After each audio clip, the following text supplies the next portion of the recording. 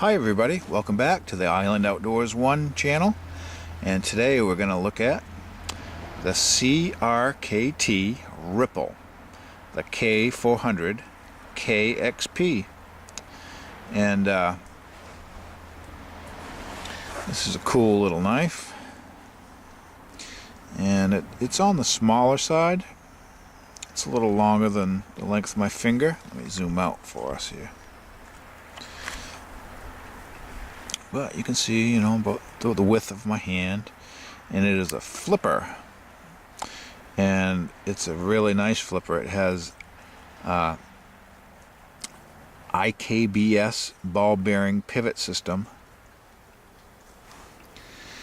and here you can see it is a Ken Onion designed knife. Let's take a look at the back side of the blade.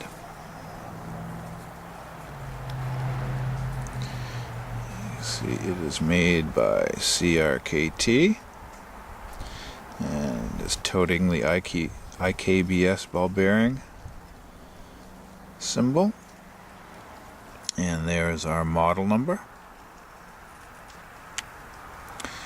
You can see a good close-up of the texture on the handle here, and there's the tip down. I believe it's tip down only. Yes, the tip down pocket clip, non-adjustable, but very nice looking. And you can see the top of the pocket clip has jimping built into it to match the back of the knife and the handle of the knife, and it is very functional. It grabs your finger very well there. The knife is a modified drop point, high hollow grind with a swedge, unsharpened swedge. But you can see that the spine of the knife is nicely rounded. Comes down to a nice acute point. But a very nice knife, and the flipper acts as a finger guard in the open position, and you can see the jimping on the flipper. So when the knife closes, you have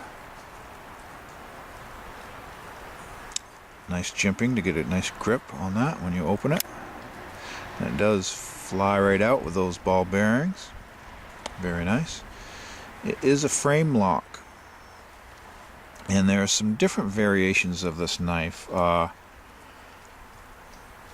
You can buy, I believe, a bigger size Ripple knife. They may have aluminum handles, and from what I know of, I think it's a cheaper stainless steel blade and aluminum handles. This one, however, is a stainless steel handle with Acuto stainless steel, with a Rockwell hardness of 59 to 60 HRC. I'm not that familiar with it, but I believe it is this knife is made in Taiwan, I believe. But this is the higher end model. And like I said, I believe you can buy the same knives with aluminum handles and a cheaper steel for less money. Sorry. So that's a little confusing, I guess, but I like this knife. I love the look of it. I love the organic look. Looks like something out of the movies of the Alien. It's kind of what drew me to this knife. You can see the texture. They've polished the high points to bring out the silver metal color. The rest of it is a, let's see if I have that written down. It's a black titanium nitride coating. hand buffed to give a pocket worn look, is how they describe it on the CRKT site. But very nice, and it's actually what I consider an elegant little knife, and I actually wear this as like a gentleman's folding knife if I go anywhere. It doesn't come with this gumped up little lanyard, but I just put that on there to see how it would look, and I haven't taken it off since. So, but generally I use this if I'm going to be dressing up at all. I like this. I don't know if it shows on camera, but it is a fairly elegant looking knife with its sweeping lines and nice flipper and ball bearing action. Very cool knife. Let's see, any drawbacks to this knife that I can think of would have to be the frame lock on this knife. I'm not saying it doesn't work like it's supposed to. As a matter of fact, it works very well. Is it too dark? It's hard to tell in the sunlight here, but see, it's very early lockup on this knife. Hopefully that's showing you. So it does have room to wear, but what I do not care for is it works great, but it seems to me it's a very thin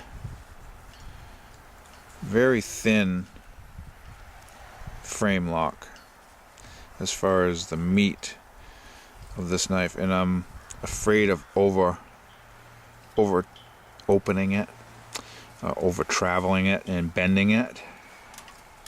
So I'm gingerly opening that frame lock to close it.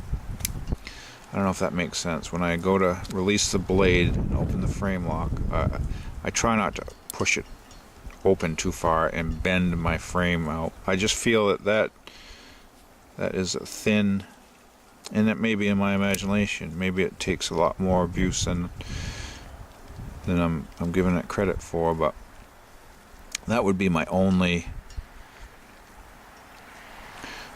downfall with this knife, is I feel like that I would like to have seen like a lock bar stabilizer incorporated into this, but you know, it is what it is. And I also would have liked to see a tip-up carry option, but I think for the design of this knife, they went with the looks instead of the complete functionality of it. I don't know if that makes any sense. They were going for a look, and that's what they gave us. They gave us the many holes in the pocket clip to match the holes in the frame of the knife. So I still love it. I still like this knife a lot. I'm not a expert on the Acuto blade steel, but from what they claim, it's a very, very nice steel. And I couldn't find you the price on this knife, and I don't remember exactly how much I paid for it, but I do think it was, I think it was at least like $50 or maybe more for the high-end model of this one. But please don't quote me on that. But you have to find, there's some different model numbers, and if you want to find the exact price on this one, you'd have to look up the K400 KXP. And like I said, I like it. I'm happy with it. You have a 2.7 inch blade, just under 3 inches. The blade is 2.5 millimeters thick, so it's a thin blade. 3.8 inch handle, 6.5 inch overall length, and it's 2.3 ounce, which it is fairly light, but I really like this. Like I said, would I use this for everyday carry? Sure. But like I said, I think it's more of a nice, elegant knife for me. That's when I break it out. And it is addicting to use the flipper on this one, where it's so smooth, and you'd almost think it's assisted. It flings out so nice, but it's not. It's just on those smooth IKBS bearings. And those are the bearings in the pivot system instead of having large flat washers. And if anyone's unfamiliar with the IKBS bearings. And I guess that's about it, guys.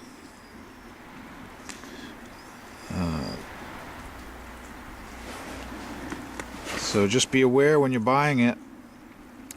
There's high-end. This is supposedly the higher-end model with a stainless steel frame. And there is the lower-end models, which are aluminum framed. So just pay attention to what you're buying. Don't pay more money for the cheaper version. And thanks for tuning in and watching another episode. And if you tune in to my next episode, we're going to take a look at a knife from the Estwing company, famous hammer and hatchet company. Yes, they do have some knives, and we'll take a look at this lockback of theirs. So stay tuned and see you there.